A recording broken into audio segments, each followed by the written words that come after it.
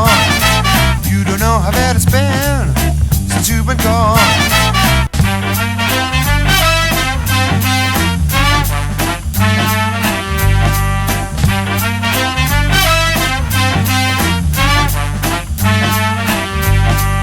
You don't know how bad it's been since you've been gone.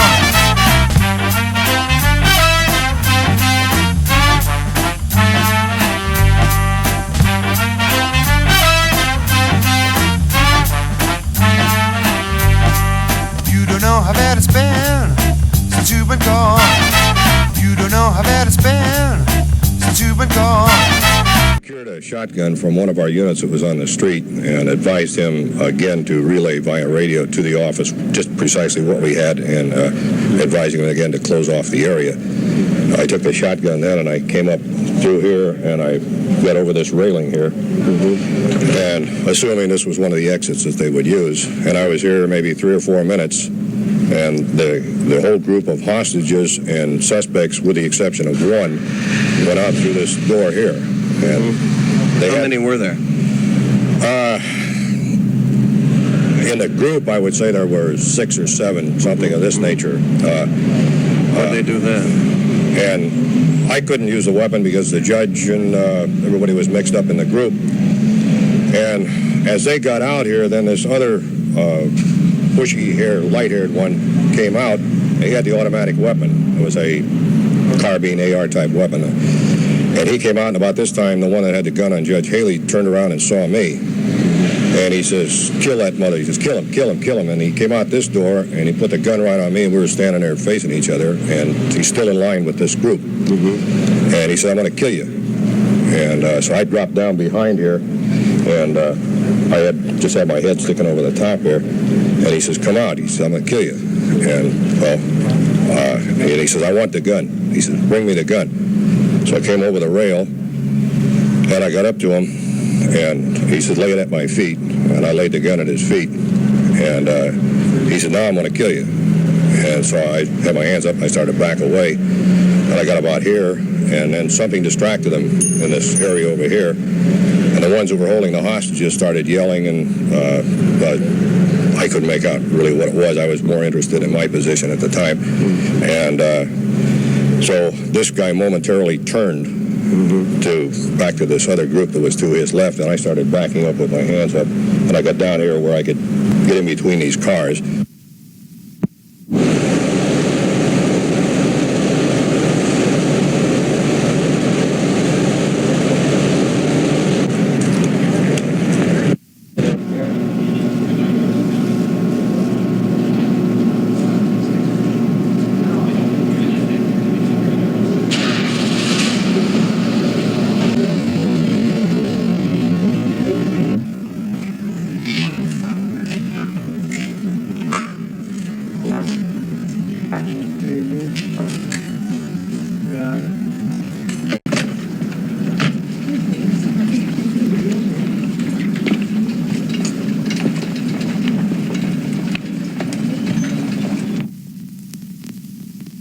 Hold it.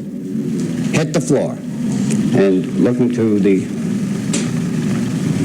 spectator side of the courtroom, saw a tall, light-complected Negro with bushy hair pointing a handgun at the back of the neck of Lieutenant Dixon of San Quentin Correctional Force. Everybody hit the floor except some of the lady jurors. This stranger came forward and passed the handgun to the defendant McLean, who put the gun on Judge Haley. The intervener withdrew from the bag, a large bag, an automatic rifle, covered all the correctional personnel, and at gunpoint they were forced to unshackle the witness McGee, who had been on the witness stand. McGee was then armed too. And I think it was McGee who was sent to the holding cell to liberate the 3 remaining witnesses who were under guard in the holding cell. During this time, Judge Haley called Sheriff Montanus by phone and The defendant, McClain, was at his side while the telephone call was being made. The judge said, we have 4 dangerous men in the courtroom, fully armed, and they have the courtroom under subjection. We do not want any interference here at this time in order that we do not jeopardize any lives. There are still a great many loose ends and a great deal of speculation about what happened here. Investigators will now try to determine if there was a conspiracy of some kind that involved perhaps more persons than those who actually participated in the bloody event. Investigators say militant organizations such as the Black Panther Party will be high on the list of inquiry. The suspect that was on the stand got up, walked over to one of the San Quentin guards, who by this time were all lying on the ground. How many of the guards were there? There were 5. 5 guards in the room, yeah. And told one of them to get up. I think the suspect's name was McKenna, or the one that was testifying was McKenna. He said, you've held me in San Quentin for X number of years. I was unjustly accused. Now, for the love of God, take these cuffs off of me. I want to be a free man. There was discussion about taking the 2 older women, myself, and the baby that was in the courtroom. Baby in the courtroom? They abducted a young couple walking by outside with a small child about 18 months old. And McClain kept saying, leave the bailiff alone. He's all right. Right. They started using piano wire on some of the people. I don't know how many. The judge told him everything would be all right. They called the sheriff. They talked to the sheriff. Who called the sheriff? The judge called the sheriff. Talked to the sheriff. McCannis himself? Right. And McClain got on the phone and told the sheriff to call all his dog pigs off, or they were going to kill everybody in the courtroom. They had an automatic weapon, and he just opened up and he could listen to it.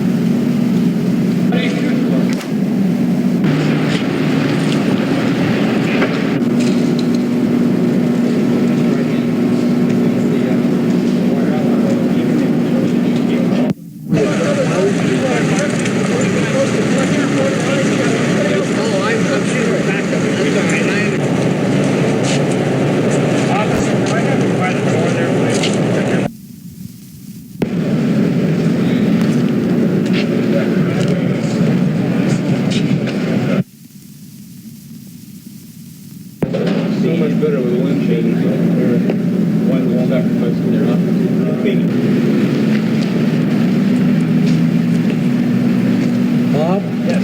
How'd it go? Get a full story? Well, I guess that's going to be a $64 bill.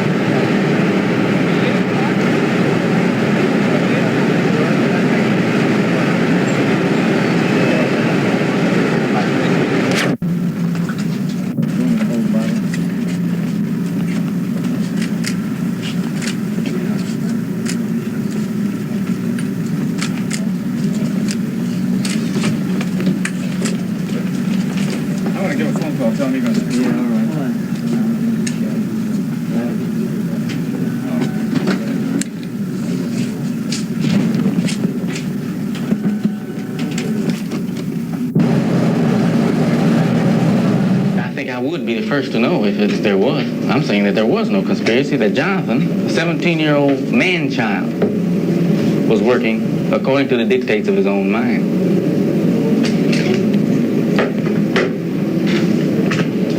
In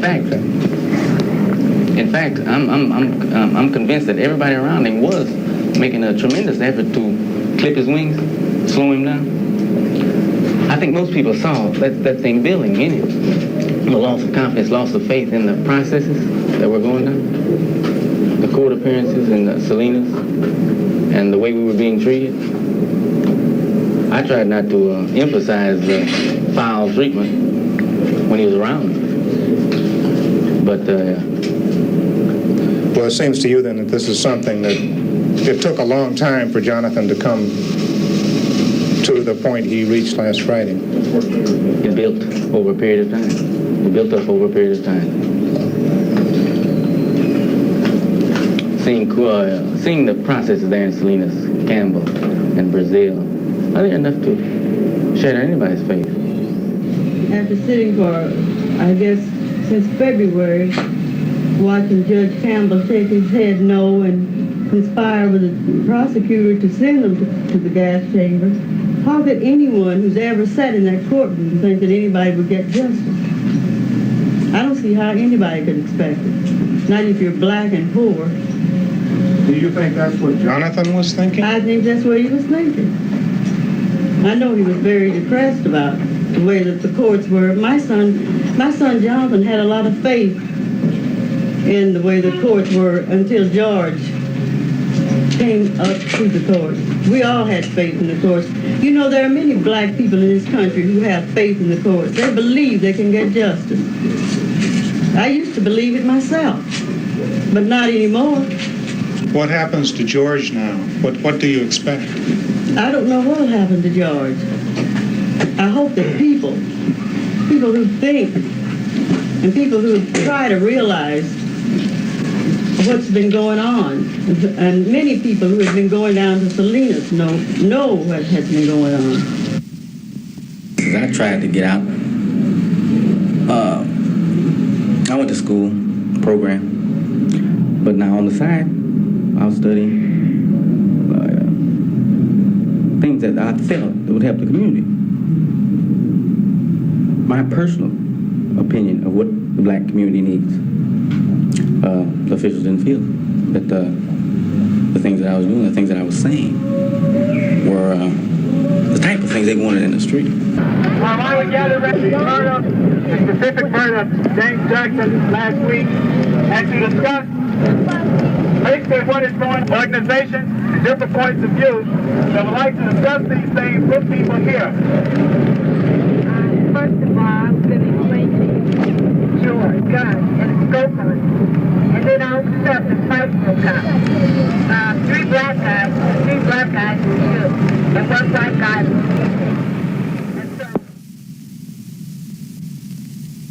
I think it can be said that the prisoners show definitely the following signs of some bodily injury: contusions,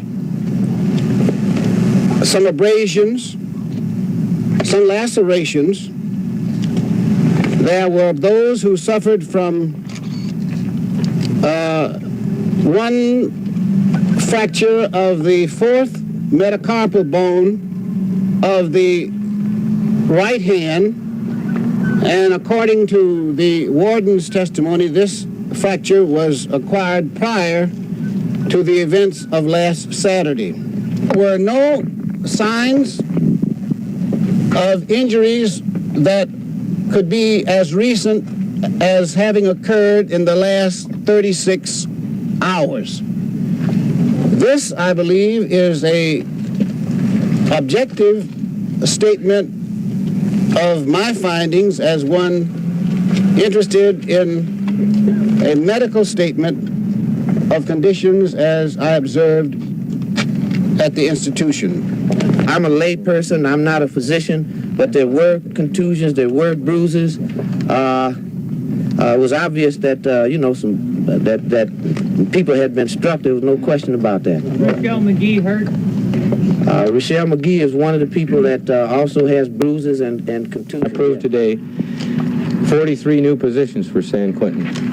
And they're to be utilized at the discretion of the, in terms of new programming that'll go on here too. And I can't describe that to you other than it'll be evolved over a period of time with the input from the staff as to make this place safe. And the warden is free to use those 43 positions. And we did this through, and they came to me by virtue of the staff and the employees groups and the employees all along the line suggesting that's the amount of staff under the new program it'll take to make this place safe. Have there been any resignations? Resignations on behalf of... I don't think there was a real threat. We got some of the damnedest people you ever seen in your life working in corrections, and they got plenty of guts. So some of them resigning, I don't fault them for resigning. A lot of people were talking about it, and I don't blame them for talking about it. But in the final analysis, they're not going to abandon the ship when it's rocking a little bit.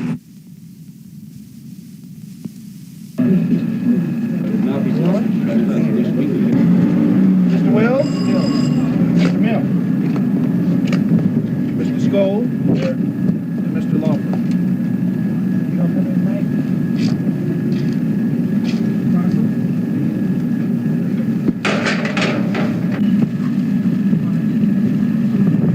It was a very quick trip, and we were permitted maybe 5 minutes in each wing. There are 2 wings inside with 17 cells in each of the 2 wings, and we were at liberty to walk up and down and talk to the prisoners, and they talked to us, but we were limited in the time we could spend. We could see all of the prisoners in their cells, those that were occupied. There were some indications, physical indications of bruises. Impossible, of course, to tell how they got the bruises. What did you learn that you didn't know when you walked in there? Not a heck of a lot about the kind of treatment they're receiving. One thing that should be pointed out was that he conducted it in depth and only respond if the prisoners are, asked us a question. An interesting reaction on a part of one of the guards as we walked from the main visiting area. I do not think that the adjustment centers are accomplishing their objectives. In fact, they're making hardened men of men who can possibly be rehabilitated. I think the adjustment center ought to be abolished. You knew that, or you held that opinion before today. What does this simply reinforce what you've already felt? Absolutely. What I saw here is the same as what I saw at Soledad. As a matter of fact, I saw some of the same faces here that I saw in Soledad. The same men. We are going to request that a joint committee of inquiry be sent here from the legislation. We're going to ask the chairman of the Rules Committee on the Senate side, who will do that appointing, and the Speaker of the Assembly on our side, to appoint a joint committee to come here and investigate the incidents of August the 21st and thereafter. And I think the only thing we can expect to get out of that are the facts. Now, if the facts happen to be on the side of the guards, so be it. If they're on the side of the inmates, so be it. But let's stop all the business of not finding out what the facts are and telling people you can't go in here, you can't go there, as if to hide something. Yet a third group of persons toured San Quentin's adjustment center today. Several members of the Marin County Grand Jury went through the facility asking the same basic question. What happened here on the 21st day of August? Mike Mills reporting for Newswatch.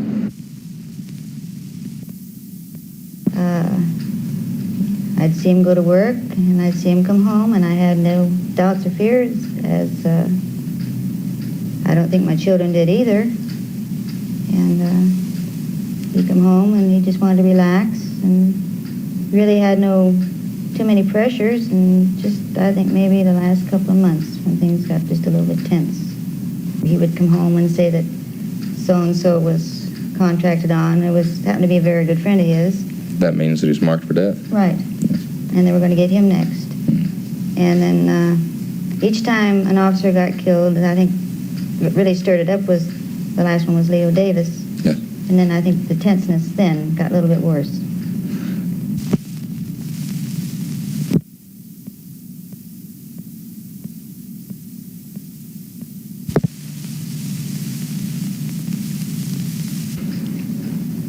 Well, everybody gets their chance to speak, but with all this mail that I have received, numerous letters from all over the United States, I don't think there's one that hasn't missed, feel the same as I do, that there's not enough in the papers about people, say, like my husband or any other officer, but you pick up, it's either Angela Davis or Soledad Brothers or the comrades, or building these people up. Mention letters you've received. Very numerous. And they're beautiful letters. People who are concerned. Can you tell me about some of them? I have received 2 letters from prisoners who thought very highly of my husband. they could communicate with him and explain to the prisoner himself where they were wrong, how they could improve themselves. And they turned out to be very good friends. I also received a letter from a black man saying he was a little ashamed of his brethren, that he says, believe me, the majority of us aren't that way, and he says, I'm ashamed of what has happened.